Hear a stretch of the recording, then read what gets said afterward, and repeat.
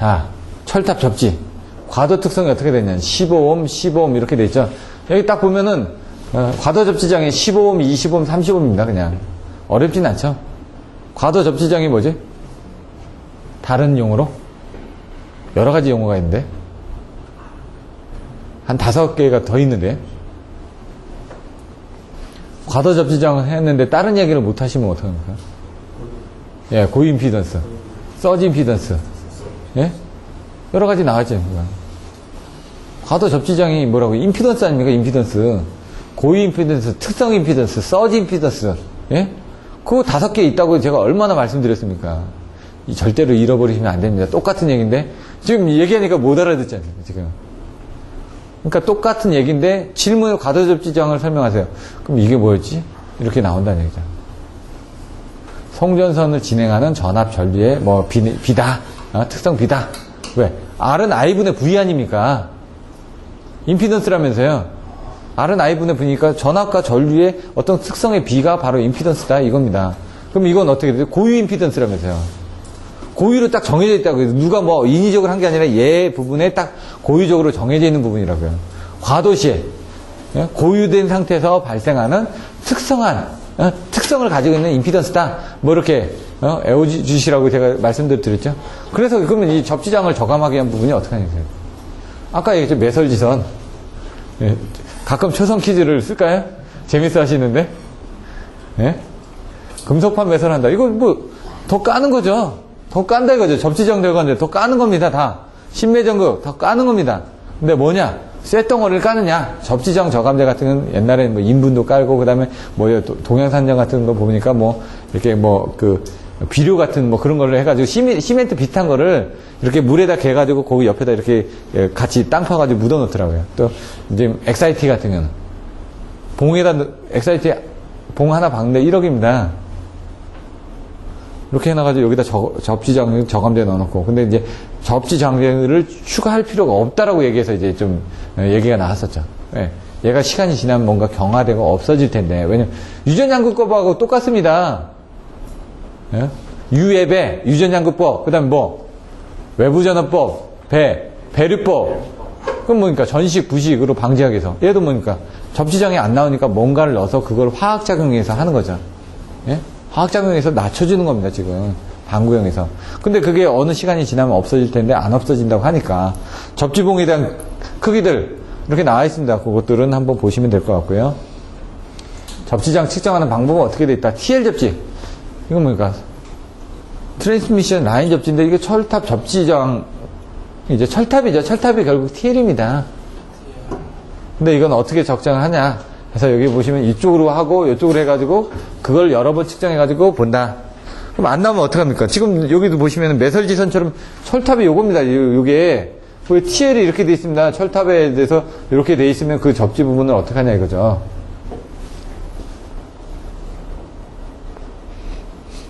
이건 한번 보시면 될 것 같고요. 뭐 그냥 위쪽으로도 돼 있고 밑으로 돼 있고 또 같은 방향으로 돼 있는 거죠.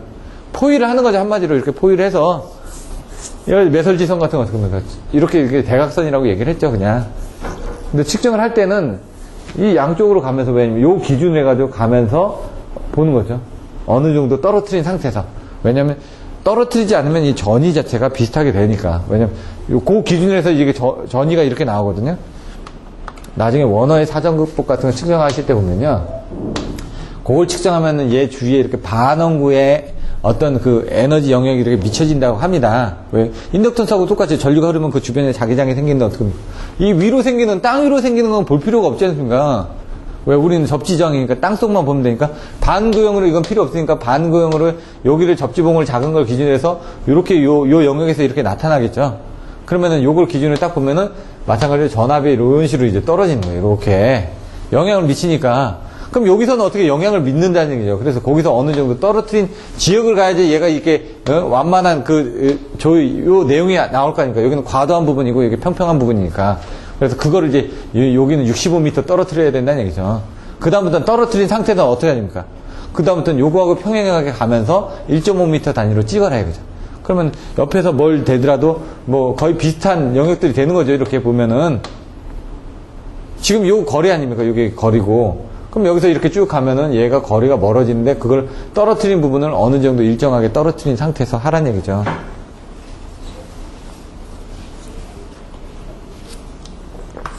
그러니까 이런 것들을 할 때 이제 그런 내용들을 아시면 그런 내용들도 같이 막 그림을 그려놓고 하시란 얘기죠. 철탑. 철탑은 뭐로 나눠진다고요? 종류. 표준 철탑하고 특수 철탑하고 이렇게 먼저. 근데 제가 아까 뭐라 했죠? 분류라고 했죠, 그냥. 종류를 얘기하지 않고 분류를 했습니다, 그냥. 그래서 예, 분류를 하더라도 철탑의 종류는 표준 철탑, 특수 철탑인데 그걸 분류를 하다 보면 성형사, 성질상, 형태상, 그 다음에 사용 목적상, 그리고 뭐라고 샤방샤방, 예? 사각철탑, 방향철탑. 여기 보시면은 철탑의 강도를 전선의 방향과 직각 방향이 되도록, 그러니까 제가 정사각형 모양을 얘기를 했죠. 근데 아까 철탑의 강도를 각각 다르도록 설계한 거. 그래서 제가 옆으로 이렇게 했죠. 왜냐면 뭔가 방향이 똑바르지 않고 옆으로 삐져나왔다는 그런 식으로 그냥 쓴 겁니다. 그리고 나서 이제 사각철탑, 주로 2회선, 단면을 정방향으로 설계. 뭐라고? 방향철탑 뭐라고? 단면을 직사각형으로 설계. 그래, 아까 정사각형이냐, 직사각형이냐, 뭐 이렇게 보셔도 된다고 그랬죠. 그 다음 문형은 제가 이 키워드는 그냥 그대로 읽습니다. 사각, 샤방샤방 똑같다고. 사방 똑같고. 그 다음에 문어회를, 예? MC는 그냥 이거 보시면 되고, 강간철탑이니까 이렇게 쭉 나와 있는 강간철탑이고, 예? 회전정 같은 경우는 그거를 90도 돌렸다는 얘기고요.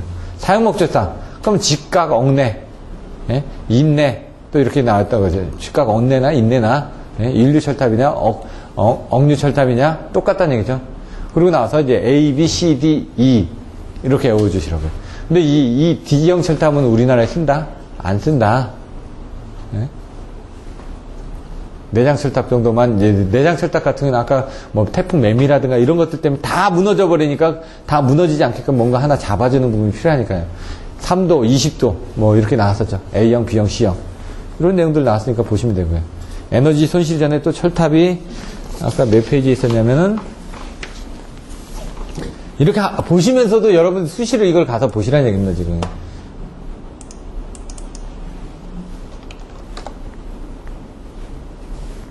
여기 송전선로 측량 철탑 기조 나오죠?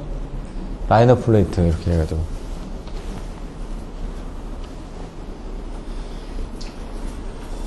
그리고 철탑은 AB 뭐 이렇게 나와있죠? AB, SF 뭐 이렇게 각도 철탑, 인류 철탑 여기 나와있네. CD 그 부분 보시고 뭐라고요? 강간 철탑은 강간으로 되어 있죠? 여기가 강간으로 되어 있다고요. 이렇게 여기는 4년강. 여기 뭐 하나, 둘, 셋, 넷. 4회선이 지나가네요. 보통 2회선인데. 여기 딱 보면은 여기 어떻게 된 거예요? 여기 일자죠, 딱. 3, 4, 5, 0도. 요건 1호사 되겠죠? 여기 지금 각도가 지금 이 가공 지선이 더 나와야 되는데 안 나왔으니까. 뭐 A, B, C, D 있고 뭐 보시면 되고요. 연선, 달말, 철탑. 연선이 뭐죠? 예? 여기서 그 연선이 그건가요? 여기서 얘기하는 연선. 예? 그렇죠. 연결로 생각하시죠. 긴 선은 땡기는 거고요. 연선은 연결하는 거고. 연결하기 위해서, 가선 근구들을 다는 게 연선입니다. 다는 게. 그럼 다는 철탑이니까 여기서 보시면은 연선 구간의 양단, 가선 작업식 나와있죠? 제가 그거 빨리 넘어간 겁니다. 그러니까 연선하면 여러분들이 그 단선 연선을 생각하시는 게 아니라 여기 연선 단말이라고 되어 있잖아요. 연선 단말. 그런 것들도 잘 봐주셔야죠. 그러니까 그런 개념만 가지고 계시면 이런 것들도 응용을 할 수가 있습니다. 그냥 저도 이건 지금 처음 봤는데 인류 조건 해가지고 안 봤었거든요. 설계 수직하정, 수평하정 이런 것들은 그 전에 한번 나온다고 그림 보시면 보라고 했던 거고요. 철탑 부재 어떻게 됐냐? 사용 운영수 세정비 뭐 제형기간 철탑의 구성. 요거는 옛날에 한번 시험에 나왔었죠. 철탑의 기초 부분에 대한 것들을 물어보는 게. 사실로 관연돼. 여기 아까 클리어런스 다이어그램 이러면서 제가 이렇게 요게 이렇게 만나지 않게끔 에자렌의 길이가 가는 부분들, 그 각각에서 얘가 여기에 있는 부분이 이렇게 왔다 갔다 할 때, 여기 달았을 때 왔다 갔다 할 때, 여기 달았을 때 왔다 갔다 할 때, 그 끝에서 얘가 왔다 갔다 할 때 만나지 않는 부분으로 해가지고 그림을 그려주셔야 된다고 그랬죠. 클리어런스. 클리어런스라는 게 깨끗하다는 얘기입니다. 깨끗하다. 여기 요 사이, 요 바깥으로만 다니면은 거기 미치지 않는 거죠. 그 개에다가 개를 목걸이를 걸어놓고 여기에 묶어놨습니다. 걔가 왔다 갔다 하는데 그 밖에만 있으면 안 무는 거죠. 그러면 그걸 각도를 알아놓고 그 바깥에 나오게끔 얘가 이렇게 막 바람에 흔들면 뭐 왔다 갔다 할 거 아닙니까? 그렇게 하더라도 이 철탑하고 닿지 않게끔 이거를 설계를 해가지고 클리어런스 다이그램을 설계를 해가지고 이렇게 철탑들을 설계를 한다는 얘기예요. 여기 가공지선 있죠. 가공지선 철탑 달려있든 뭐 하든 여기 지금 수평부재가 또 나올 거 아닙니까? A상, B상, C상 이렇게 해가지고 나오죠. 거기서 만나지 않게끔 한다 이거죠. 그럼 클리어런스를 하려면 요 위에 것까지 그림을 더 그려주시면 더 확실하겠죠. 그리고 에자렌형 뭐 이렇게 클리어런스 송전선의 전선과 지지물과는 일정한 절연 간격을 유지하려 하므로 접근해서는 안 되고 그걸 도면 장선 시 전선의 카타누리각, 수평각 등을 고려해서 일묘기연하게 그림으로 나타낸 것. 좀 어렵죠. 근데 그걸 그림을 그리면 딱 표현이 되죠. 이런 것들도 다 나와 있으니까 보시면 되고요. 철탑 쪽도 이렇게 있고요. 살펴서 같이 보시라는 얘기입니다. 지금 여러분들이. 전기 에너지에서 손실이 뭐가 있다고요? 아까 그 변압기를 생각하시면 된다고요. 동선, 히스테리시스선, 와류선, 기계선, 표류부하선. 이제 그 내용들 가지고 한번 보시면 되죠. 동선은 이제 저항선이죠. 그래서 이제 그 다음에 나오는 것들이 여기는 에너지 손실이니까 아까 변압기를 생각해가지고 변압기에 무부하선, 철선이 있었죠. 그리고 부하선, 동선이 있었죠. 그 다음에 히스테리시스선이 있었죠. 와류선이 있었죠. 그 다음에 동선이 있었고, 그 다음에 와류선이 있었고, 표류부하선이 있었고, 아까 그거 생각나시나요? 그렇게 여러분 딱딱 사진을 찍어서 머릿속에 그 사진을 넣어놔야죠. 딱딱. 전체적인 개념을. 동선, 부하선이죠. 무조건. 저항이 안 들어갈 수가 없습니다. 왜? 구리가 전도체니까. 가장 효율이 좋은. 금도 있습니다. 비싸서 못 쓰는 거죠. 더 좋습니다. 금이. 근데 비싸서 못 쓰는 거예요. 은도 있습니다. 은도 전도성이 유사합니다. 근데 은 같은 건 이제 색깔이 좀 바랍니다. 보기가 안 좋죠. 그래, 동보다는 비쌀 수도 있고 안 비쌀 수도 있습니다. 요즘은 하도 돈값이 비싸가지고요. 히스테리시스선 뭐라고요? 면적이라고요. 이 히스테리시스선을 줄이고자 아몰포스 변압기를 쓴다고요. 아몰포스 합각.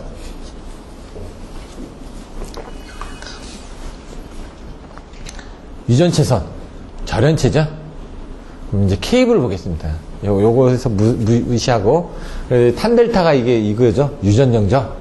유전체에 손실이 생기는 걸 하기 위해서 유전정접이라는 걸 합니다. 탄델타. 델타를 왜 탄델타를 쓸까요? 계산하기 편하니까. 사인 델타 어떻게 합니까? 사인 델타는 얘하고 얘를 해줘야지만 됩니다. 근데 우리는 뭐라고? 이 전류는 계산할 수가 있거든요. 한쪽으로 흘러가는 왼쪽의 기준은. 근데 얘가 얼마나 벌어진지 잘 모르지 않습니까? 여기서 얼마나 누설이 생겼는지 압니다. 이 기준축에서 얼마나 누설이 생겼는지 아니까 기준축하고 누설 생긴 건 아니까 얘분의 얘를 하면은 이거 나오는 거 아닙니까? 얘분의 얘나 사인 델타라는 게 사실은 사인이니까 요거분의 요거에서 얼마나 각이 벌어졌느냐를 보는 겁니다. 사실은. 그러면 얼마나 각이 벌어졌느냐를 보면 여기까지 얼마나 이게 되고 있는지를 알 수가 있죠. 근데 우리 사인 부분은 모릅니다. 이 법선 부분은. 얼마나 여기 됐고 얼마나 갔다고 해. 요거나 길지 않습니까? 얘가 옆으로 간 거는 사실 조금밖에 안 되니까 그 부분 무시할 수 있다 그죠. 얘나 똑같으니까 얘로 해가지고 계산하면 편하다 이거죠. 왜냐면 우리는 요것도 알고 요것도 알거든요.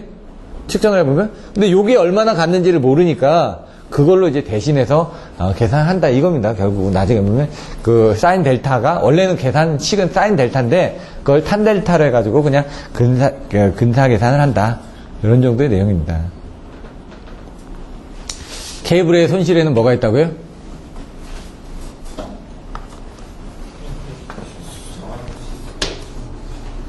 케이블 여기서 뭐, 이게 뭐죠? 도체에서 뭘 발생하죠? 여기는? 무슨 선? 얘는? 예. 연피선, 시스선. 이거 생각이 나야죠. 그래야지 답안을 쓰니까. 그게 맞나요? 딱 보시면 저항선, 유전체선, 그리고 뭐라고? 연피선이라고요. 시스선. 그냥 나머지 내용들 읽어보시면 됩니다. 시간 관계상. 다, 그 전에 이거 또 여러 번 해드렸습니다. 이 그림도. 일단 그 콘셉트부터 잡아놓고 그 다음에 읽어보시면 됩니다. 도체의 내부 구조가 어떻게 되나요? 도체. 그리고 바깥에 뭐가 있죠? 아니죠. 도체가 있으면 바깥에 뭐가 있다고요? 내부 반도전층. 그 다음에 절연체. 그 다음에 외부 반도전층. 그 다음에 방식층, 시스 뭐 이렇게 나간다고요. 이것도 그려주셔야죠. 그러니까 그런 식으로 해가지고 아까 건 옆으로 해줬는데 이거 MI 케이블은 어떻게 된다? MI 케이블이 뭐죠? 예? MI 케이블. 이거 나왔었는데 직류 해적 케이블. 그러니까 직류 해적 케이블로 쓰는 부분 때문에 여기다 이제 더 두껍게 만들었죠. 형태는 비슷한데 여기서 나가는 형태는 좋은데 여기서 이제 절연 부분들이 틀려집니다. 물속에 들어가야 되니까 고무 말고 거기는 또 종이 절연한 다음에 해가지고 이렇게 더 두껍게 튼튼하게 만들어지니까 바닷물 속에 깔리지 않습니까? 그걸 이제 깔 때 또 입수각이 또 얼마가 되면 안 되고 이런 식으로 이제 그 내용들이 더 나오죠. 그런 것들도 한번 읽어보시라는 얘기예요. 왜? 우리나라가 지금 이렇게 보면은 완도에서 제주가 안 돼 있고 제가 여기 기억이 안 나는데 여기서 이렇게 또 하나 설치가 됐습니다. 지금 네? 이해선이 설치가 됐습니다. 지금 요거는 프랑스에서 만든 케이블로 했고 요건 어디서 만들었다? LS. 그 어디서 만들었다? 여기 동해 해양이 있거든요. 이제 조금 있으면 이제 뭐 또 잘 돼가지고 또 이렇게 러시아로도 왔다 갔다 할 때 그때 여기 동해양으로 왔다 갔다 할 겁니다. 지금 동해안 앞에 이제 뭐 쌍용이라든가 뭐 여러 가지 그 시멘트 회사들이 있거든요. 북평이라고 합니다. 여기를 그 바로 그 동해 그 앞에서 길만 건너면 거기 LS 산전 그 케이블 공장이 있습니다. 그건 뭐냐? 여기다 배를 갖다 놓고요. 케이블 제조해가지고 배에다 실어가지고 이게 여기 가서 이렇게 깔은 겁니다. 얘는 어떻게 했냐? 배가 와가지고 배 위에서 케이블 제조해가지고 하나씩 나오는 즉시 땅에다가 이제 물속에다 이렇게 담궈가면서 간 겁니다. 이렇게 나와서 즉시는 아니겠죠. 왜? 시켜놓고 좀 만들어놓고 그 다음에 이렇게 다 만들면서 간단히 그죠. 근데 이게 한 대밖에 없었죠. 이 배가 하루 쓰는데 그때 뭐 1억인가? 뭐 얼마라고 했던 것 같은데 제가. 다른 것들도 비쌉니다. 배 쪽에 가서 뭐 하루 쓰지 않습니까? 뭐 억 단위입니다. 그냥 배 자체가 워낙 비싸니까 공사비가. 근데 이거를 두 선을 깔아야 되는데 처음에 돈이 없다고 한 선만 깔아놨다가 쌍크리얼 선이 지나가면서 얘를 긁어버렸네요. 그래서 어떻게 합니까? 또 깔았죠. 그리고 기존에 긁은 거 어떻게 합니까? 그게 예비선이 된 겁니다, 지금. 그래서 계약을 체결할 때 어떻게 했냐? 제가 듣기로는 그 한 선만 깔고 그 다음에 거기에 대해서 무슨 문제가 생기면은 책임을 지지 않겠다 해놓고 계약을 했습니다. 그쪽에서 뭐 하나 더 깔려면 처음에 깔 때 두 선을 깔지 왜? 예? 그 돈 때문에 나중에 돈 더 들어갔죠. 예? 결국은. 예. 이제 우리나라 사람들 그게 문제입니다. 돈 조금 더 들이더라도 이렇게 해놔야 되는데 그거 좀 아낀다고 하다가 나중에 더. 그러니까 보험하고 똑같죠. 자동차 보험도 들으셔야죠. 그래서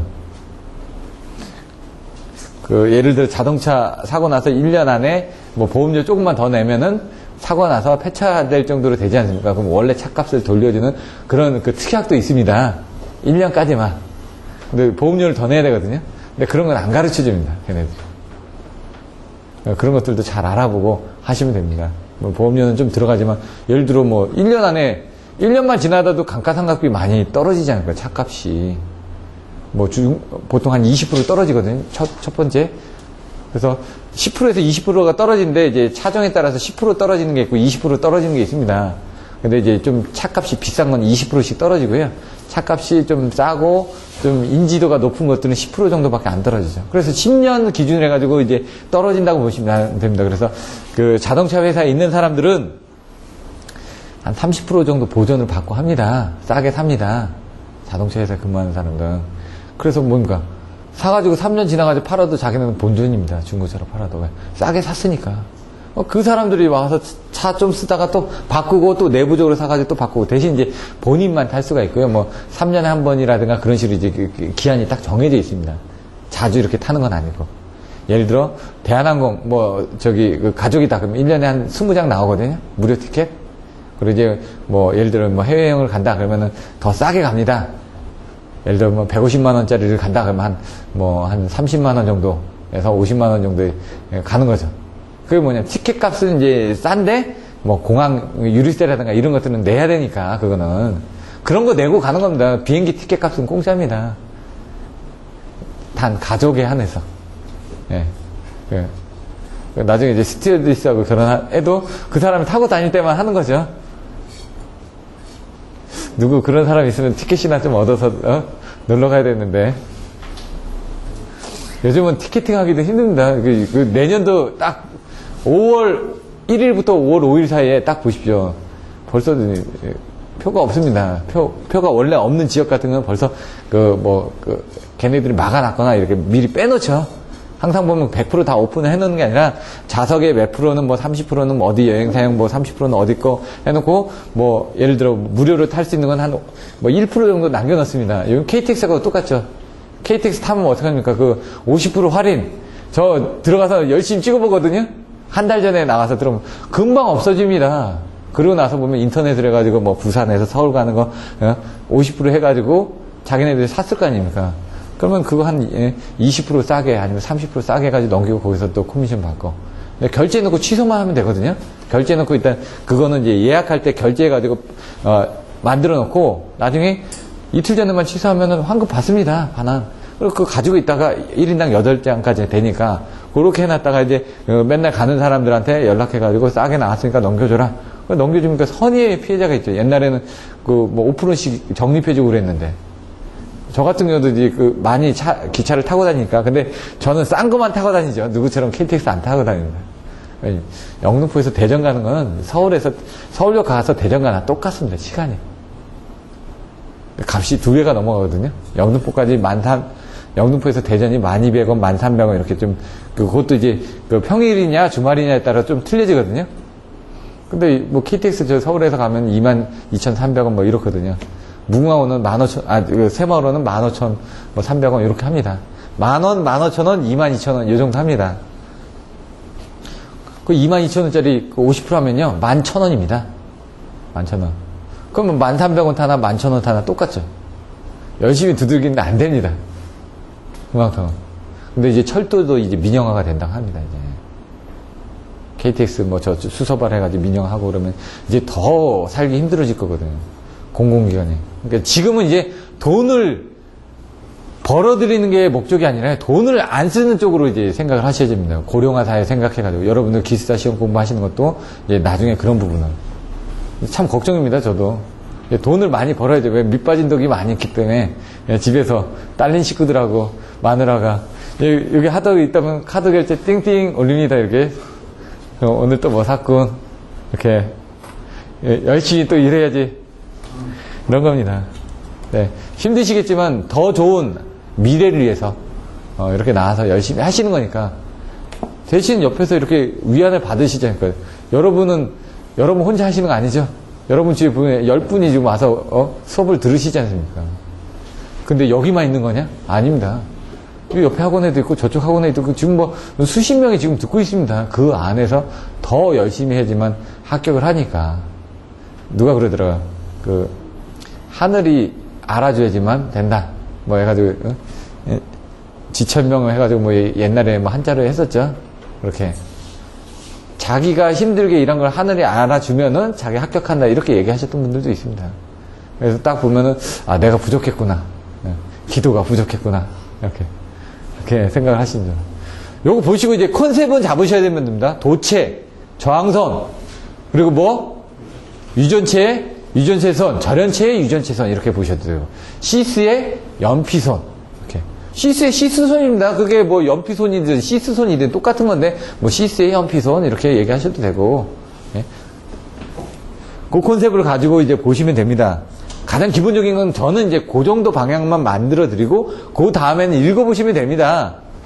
도체는 뭡니까? 저항이 있으니까. 저항에서 손실이 생기죠. 절연체 부분이 파괴가 되면 어떻게 됩니까? 열화가 되면은 어떻게 됩니까? 그걸 이제 찾고자 하는 게 유전정접 아닙니까? 아까 얘기했던 유전정접. 열화가 되면은 그쪽에서 아까처럼 뭔가 빠져나간다. 그게 유전체 손이다. 시스손은 시스에서 빠져나간다. 근데 시스에서 왜 빠져나가냐는 거예요. 전류가 흐르면서 주변에 자기장이 생기죠. 자기장에서 시스는 뭐죠? 바깥에 쇠가 박혀 있지 않습니까? 그러니까 접지선이 박혀 있다 보니까 그쪽에 유도가 돼가지고 그쪽을 통해서 이제 접지를 했을 때 땅으로 흘러간다든가 이런 부분이 생기죠. 그게 이제 여러분들이 알고 계시는 와류선, 표류부하선하고 같은 개념이죠. 와류선은 철심에 주변에서 이런 자장이 생기면서 손실이 생긴 게 와류선. 표류부하선은 그 부분이 다른 데 연결돼가지고 누설이 되면서 발생하는 게 표류부하선. 이런 개념으로 가지고 계시면 된다고요. 전력계통 손실. 이거는 조금 안 많던데 여기서 전력계통이라고 그랬죠. 근데 저는 이제 전력계통 쪽보다는 배전계통 쪽으로 여러분들이 좀 보시라고요. 전력계통 쪽에서 손실이 날 수 있는 부분들은 크지가 않으니까. 하지만 어떻게 배전계통은 손실이 크죠? 그 전압을 올려준다든가 아니면 고압 쪽에서 어떻게 대처해야 됩니까? 계통은 분리하는 겁니다. 저압 쪽에서 어떻게 합니까? 전용 변압기를 쓴다든가 아니면 여러 가지 승합 장치를 단다든가 이런 부분들이 나왔다고 그랬죠. 콘덴서를 달아가지고 전압을 올려준다든가. 그래서 배전계통 쪽의 전력 손실 경감 대책이 좀 더 중요하다. 별 하나 더. 요즘은 별 5개입니다 해가지고 이렇게 돌침대 선전하는 건 안 보이던데. 그거 보면 웃겼습니다. 입에다, 머리에다가 회장님이 나오셔가지고 별 5개 장수 돌침대입니다. 하도 유사품이 많이 나오다 보니까. 직접 나와서. 돌침대가 좋은지는 잘 모르겠는데, 발전소, 변전소, 송배전소, 기타 전력 손실은 어디서 나냐 이거죠. 지금 뭐라고요? 전력계통의 전력 손실 경감 대책에 대해서 물어봤는데 얘는 어떻게 됐죠? 전력 손실이 뭐다? 어디에서 발생되고 있다? 라고 먼저 써줬죠. 그럼 발송 배전이니까 발전소, 송전선, 변전선, 배전소 이렇게 나온다는 얘기죠. 전력계통에서. 그래서 전력 손실이 그런데 보면은 이렇게 나타나고 있지만 배전선로 쪽이 주다 이거죠. 전력계통에서는. 왜? 다른 데 손실 날 게 별로 없으니까. 근데 아까 변전소 같은 거 아까 변압기 쪽에서 손실이 있겠죠. 그래서 그 부분을 보시면 배전선로 쪽에 손실이 크기 때문에 그래서 배전전압을 생각을 한다. 손실이라는 건 뭐라고요? 3I 자승 R이라고요. PL은. 이거 잊어버리면 안 되죠. 이 수식 같은 경우는. 여기는 PC라고 해놨는데 PL을 많이 쓰십니다. 소문자로 PL. 배전전압을 승합을 하게 되면 전류가 줄어드니까 손실이 줄어들겠죠. 단면적이 증가하게 되면 어떻게 합니까? 도치의 저항이 떨어지니까. R값이 줄어들죠. 여기서. 그것도 되죠. 저항이 줄어드니까 전류 부분은 많이 흐른가요? 일단 R값이 떨어졌다 이거죠. R값이 여기서는. 그러면 부하 역률의 개선. 역률이 개선되면 쓸데없는 무효 전류가 안 흘러가니까 그 손실이 줄어들겠죠. 배전선로 긍량의 단축. 케이블 길이가 줄어드는 거죠. 그건 뭡니까? 저항이 줄어드는 거죠. 부하의 불평형 반지, I 값이 줄어드는 거죠. 또 단위기기 용량의 감소, I 값이 줄어드는 거죠. 전부 다 거의가 I를 줄여주기 위한 내용이죠. R 값을 줄여주는 건 뭡니까? 전선의 단면적하고 긍량의 단축. 이런 것들도 생각하시면 되죠. 어렵지가 않습니다. I, R 줄여준다 이거죠. 향후전만 그냥 한번 읽어보시면 되고요. 저손실형 기기, 그게 뭡니까? 변압기에서 아몰포스를 채용하고 이런 손실을 줄여주기 위해서 이런 내용들 막 쓰시라는 거예요. 케이블 같은 건 신도체를 쓰고 내용들.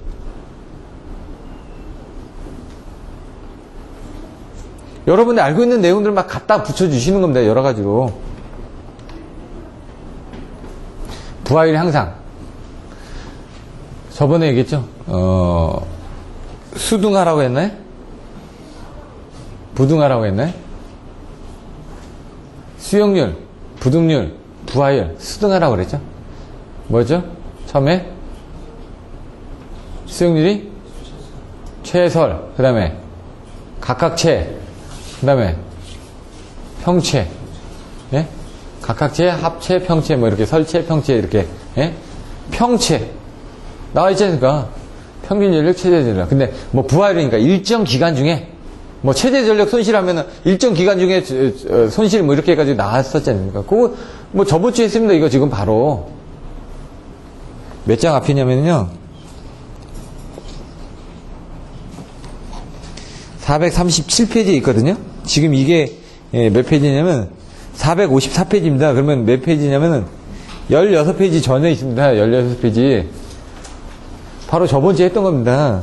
부하율에 평균 전력, 최대 전력을 했고, 여기는 뭡니까? 평균 전력, 최대 전력이 아니라 똑같죠? 일정 기간 중. 나와있죠. 거기서 이제 부하율 개선 방법 나와있고, 이런 내용들, 부하율 개선 효과 나와있죠. 그 내용들이 여기 똑같이 나와있습니다. 여기서도 똑같이 향상 대책이.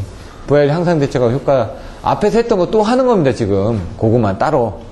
DSM이 뭐죠? 사이드 매니지먼트. 디맨드. 부하 관리는 아니겠지. 디맨드 측. 사이드는 그쪽 측이랍니다. 사이드, 윙. 이렇게 매니지먼트. 부하 측에서 관리하는 부분이죠. SSM은 서플라이드 사이드 매니지먼트. 그럼 부하 관리는 두 가지가 있다 이거죠. 공급자 측면에서 관리, 수용가 측면에서 관리. 뭐 아까 계속 나왔죠. 전력 공급자 측, 수용가 측. 그래서 전력 공급자 측에서 부하를 관리해서 어떻게 하느냐인데 여기선 전력 공급자 측에서는 부하를 관리합니다. 예? 줄여주기 위해서 노력을 한다고 보니까 수용가 측에서 그게 안 되니까 니네 수용가 측도 관리해라 이거죠. 그래서 DSM을 통해서 피크 수용 전력을 감소하기 위해서 수기부절 증가 그런 부분에 부하 관리 기법들을 쓰라고 얘기를 하죠.